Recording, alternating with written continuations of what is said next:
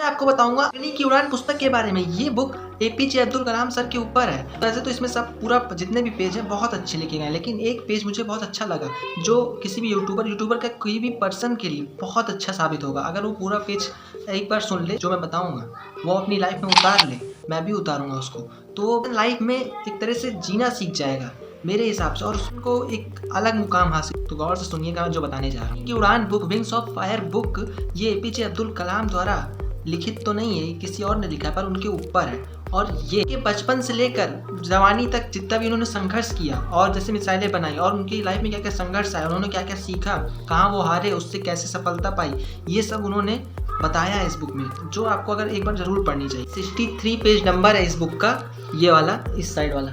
और इसमें ये एपीजे अब्दुल कलाम सर कुछ बता रहे हैं मतलब अपने बारे में कि उनको क्या क्या, उनके क्या क्या एक्सपीरियंस थे, वो चीज़ मैं पढ़ के सुनाता हूँ, आप गौर से सुनिए। तो वो कह रहे हैं, मैंने प्रायः खलील जिब्रान को पढ़ा है और उनकी बातें मुझे बुद्धिमत्तापूर्ण लगी हैं।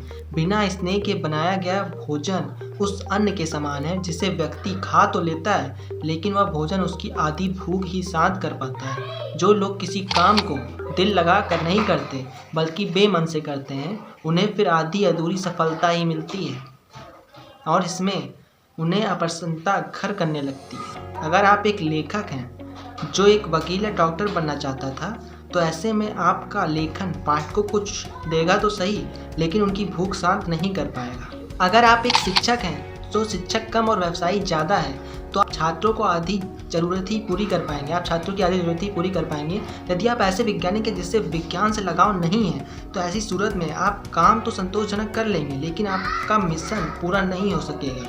कड़ी मेहनत करते रहने के बाद भी अपेक्षित परिणाम नहीं मिलने पर व्यक्तिगत अप्रसन्नता या सफलता कोई नई बात नहीं है। लेकिन प्रोफेसर ओदा व सुधाकर जैसे इसके अपवाद भी हैं, जिन्होंने अपने विशिष्ट गुणों, व्यक्तित्व, अंतःप्रेरणा और शायद हृदय के भीतर अपने साकार करने की इच्छा से ही अपने काम को जी जान से पूरा किया।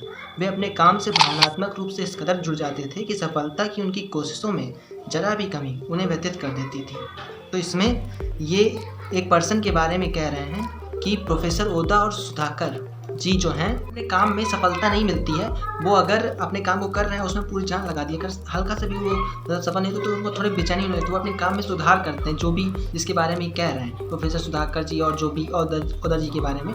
तो वो ये कहना चाह रहे हैं, काम को अगर पूरा नहीं हुआ, उसमें सक्सेस नहीं मिली, अपने काम में 100% देने के बावजूद, तो भी अपने काम में निरंतर करते रहते हैं और उसमें ज़्यादा देते हैं। उन्होंने अभी जो मैं पहले पैराग्राफ पढ़ रहा था उसमें उन्होंने कहा था कि अगर आप खाना बनाते हो, अगर बेमन से बना रहे हो, तो अगर आप किसी को स्वाद मतलब परसोगे तो उसका स्वाद बेकार मतलब अधूरा सा लगेगा, और अगर आप दिल से बना रहे हो तो आप रोटी भी बनाओगे, अगर पराठा नहीं भी बनाओगे तो भी वो बहुत अच्छा लगेगा। ये कहना चाह रहा हूँ मैं। जैसे कोई भी वर्क है, वो चीज़ अगर आप पूरे दिलो जान से नहीं कर रहे हो, उसमें बेमन से कर रहे हो, तो उसमें बहुत कम सफलता मिलती है, मतलब मिलेगी नहीं, ऐसा चांस अगर हो सकता हो किसी तरह मिल जाए, पर वो ज़्यादा देर टिकेगी भी नहीं।